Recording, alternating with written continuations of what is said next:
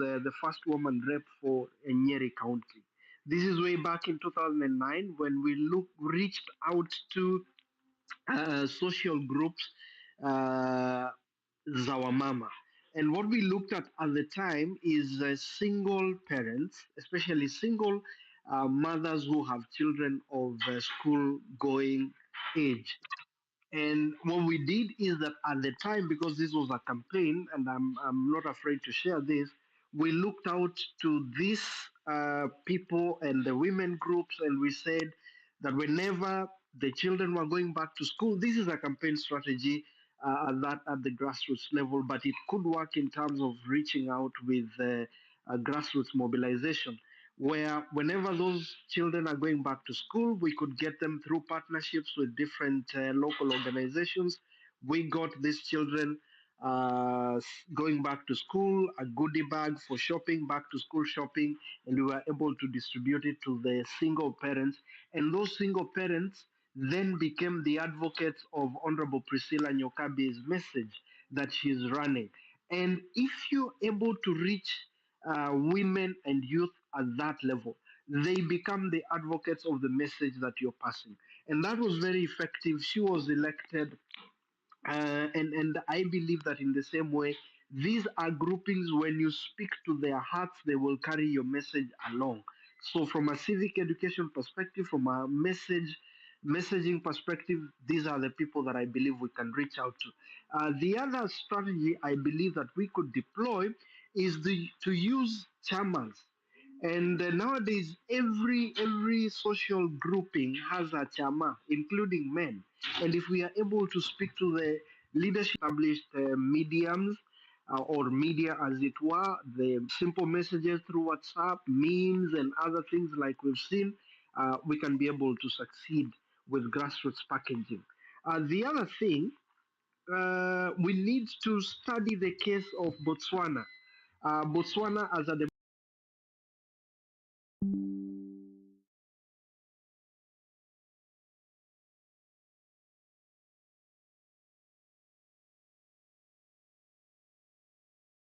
you see that today Botswana is probably have been able to get simple concepts like umuganda.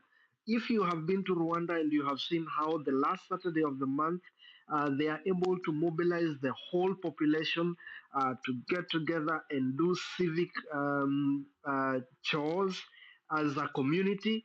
The way that message has been packaged and has been effective is something that needs for us to study and be able to deploy in our circumstances in how we get the messages down.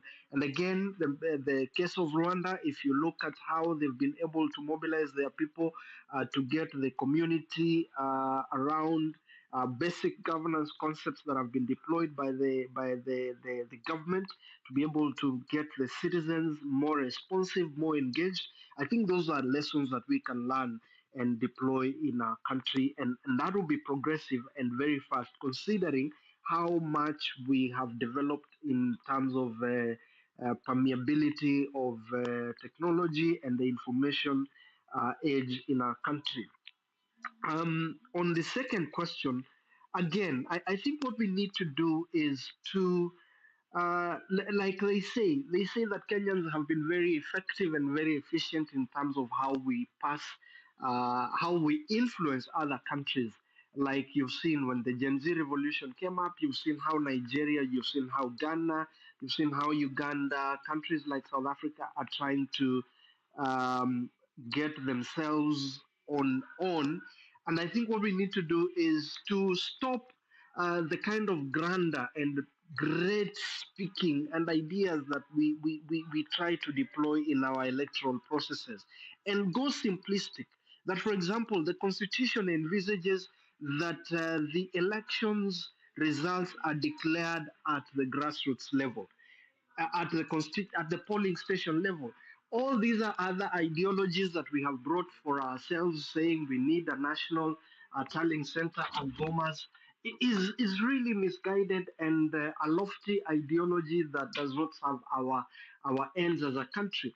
We need to be able to go back to the drawing board and ask ourselves, for example, as we get the IEBC reconstituted, as we get ourselves ready for 2027. What are the sticky areas that we need to deal with? We had the sticky question at the Supreme Court in the presidential election results petition that still remains unresolved since 2013 on the transmission of the elections results from the polling station to the National Tallying Center.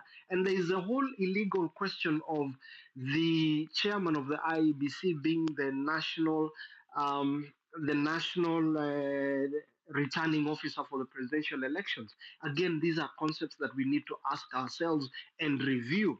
And again, how do we learn from the American model on how they do their tallying of elections? Because that is where the rain always beats us. So we can again pick out that and be able to stretch out our imagination in terms of how we can deploy those simple ideas in our election system so that we are more efficient. And then, of course, in terms of how we onboard the rest of the African peers is by way of networking and caucusing and identifying like-minded individuals in the different spaces that we operate and jurisdictions to be able to start having these conversations and doing the peer education. Dr. Milton Land, thank you. Yeah, I'm landing. The last point was going to be on the constitution. So if we are able to get that put together again within a structured space, it should be easy for us to achieve some of the outcomes that we desire from a Pan-African perspective. Lastly, on the question of constitutionalism and rule of law, I think there are no two ways about it. We must take the fight to the corridors of justice. We must ensure that Kenyans don't get tired in calling out any acts of bad manners, like Mr. Herman Manyora has been saying. And we are able to call out leaders for their bad manners, and we are able to seek redress in the courts as provided in the Constitution. Remember, Article 3 of the Constitution requires that every Kenyan has the obligation to make sure that the Constitution is not violated. If you read Articles 22 and 23 of the Constitution again, every Kenyan has a right to move the courts where there is a reason to believe that the Constitution is being violated and human rights are not respected. And of course, again, it is a constitutional principle found in Article, I think, 47 of the Constitution, where it talks about that all of us are equal before the law and have the right to be treated fairly before the rule of law. So I think if we are able to do that more consistently and at different levels, we can have many Okiya Omtatahs, many Milton Yakundis, many other people who are litigating in public interest, not in the High Court in Milimani or the Supreme Court or the Court of Appeal in Nairobi, but across the country, because there are many transgressions of the Constitution that are taking place in the different jurisdictions of our country. We have 48 levels of different governments in our country.